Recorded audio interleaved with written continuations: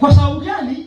Ndani yako unatamani Mungu aweze kukuvusha eneo fulani, aweze kukuvusha uweze kupata kazi, aweze kukuvusha katika hali fulani ya magonjwa, ya vifungo fulani vya ibilisi. Unatamani aweze kukuvusha. Kwa hiyo wakati wote unataka uweze kutembea naye, unamtafuta mahali. Ukiambiwa kufunga hausiti, utafunga. Unauliza nifunge masaa mangapi? Ukiambiwa 12 unasema no, nitafunga 24 na kesho tena nitaendelea.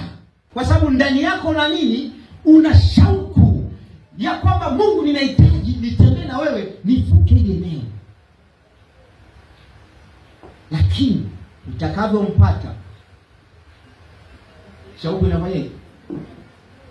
Inafungua au inaondoka kabisa. Unaanza kusema niko busy, sina muda. Na hata unapoamka kwenda kazini, hauwezi kumkumbuka Mungu, kumshukuru Mungu. Unapoingia kwenye hiyo kazi ofisini, hauwezi kumtambulisha Mungu wako, hauwezi. Niko busy.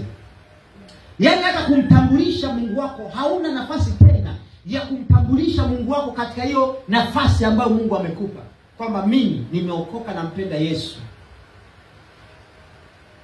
Shauku ya Mungu ya yeye kukutendea ni kwamba sio muache njiani, uendelee kutembea naye. Haleluya. Uingie katika kazi yako naye. Kwa nini wewe unaenda naye unamwacha, unaenda naye unamwacha, unaenda naye unamwacha? Kwa nini usiendelee naye tu maisha yako, akazidi kukujaza na kukujaza na kukubariki? Kama alikupa kidogo, kwa nini usiendelee naye akakupa zaidi? Kwa nini unasubiri ufukuzwe kazi? Kwa nini unasubiri mtaji uishe alafu uanze upya?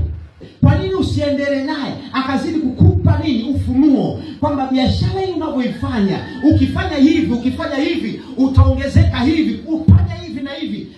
Unapozidi kuwa na mahusiano naye, anazidi kukupa revelation, anazidi kukufungulia milango. Kwa nini usiendelee naye? Haleluya. Amen. Watu wengi wana shida, Wakristo wengi wana shida ya kwamba wanamhitaji Mungu kwa wakati tu, alafu baada ya hapo uso wako sihitaji kutembea